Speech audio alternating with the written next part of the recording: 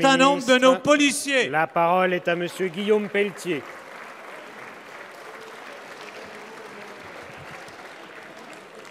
Monsieur le Président, mes chers collègues, ma question s'adresse à Monsieur le Premier ministre.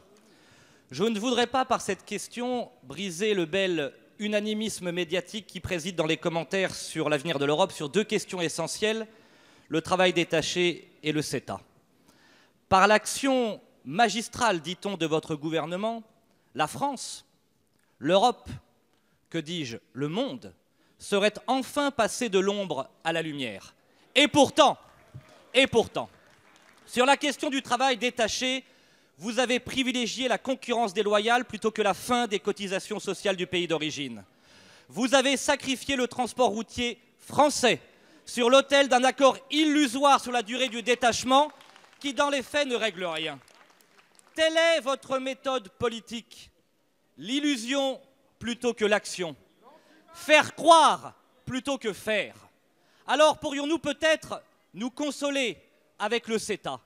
Hélas, la désillusion de nos compatriotes sera à la hauteur de la grande illusion pratiquée par votre gouvernement. Le CETA, c'est un déni démocratique. Comment accepter qu'un traité commercial puisse s'appliquer en France sans que le Parlement français et le peuple français n'en soient saisis? Le CETA, c'est un drame économique pour nos paysans qui subiront encore les importations déloyales. Le CETA, c'est un scandale juridique car désormais des multinationales pourront traduire devant les tribunaux les États et les peuples souverains. Vous aviez là pourtant une opportunité historique de tourner le dos aux excès de l'ultralibéralisme et de la loi du plus fort. Alors, Monsieur le Premier ministre, ma question est quand allez-vous renoncer à l'ultralibéralisme? Quand allez-vous enfin protéger nos travailleurs, nos ouvriers, nos paysans? Quand allez-vous enfin rétablir la souveraineté de notre peuple, la puissance et la grandeur de notre Europe?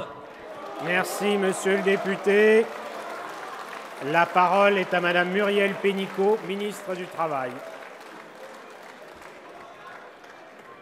Monsieur le Président, Mesdames et Messieurs les députés, Monsieur le député Guillaume Pelletier, je crois qu'avant d'entrer dans les différents sujets, aujourd'hui, nous allons mettre la focalisation sur le travail détaché, puisque c'est l'actualité du jour. Nous aurons l'occasion de revenir sur les autres sujets, QAG après QAG. Mais je voudrais dire que le point de départ de votre réflexion, c'est oui, nous sommes un gouvernement résolument pro-européen. Qu'est-ce que ça veut dire? Ça veut dire que nous savons que la France sera forte si elle est dans une Europe forte. Et pour que l'Europe soit forte, il faut qu'elle soit à la fois monétaire, économique et sociale. Et c'est ça notre combat, c'est ça que nous voulons construire. Alors sur le travail détaché, je voudrais rectifier parce que c'est vrai que ça s'est terminé à 23 h, qu'il y a eu 12 heures de négociation, donc vous n'avez peut-être pas encore vu tout le détail. Mais sur le détail, je voudrais insister sur un point. D'abord, nous avons limité, sur le travail égal, nous avons fait un progrès immense par rapport à la version de juin qui était sur la table et par rapport à 1996, puisque maintenant c'est l'ensemble des compléments de salaire qui est pris en compte pour le travail détaché. Deuxièmement, vous n'avez peut-être pas vu, parce que ça c'était à minuit et quart, que nous avons aussi adopté le règlement 883 de la sécurité sociale, et sur lequel c'est une première étape, puisque ça permettra de lutter contre le travail détaché qui est une fraude, par une obligation d'inscription dans la sécurité sociale 3 mois avant un détachement.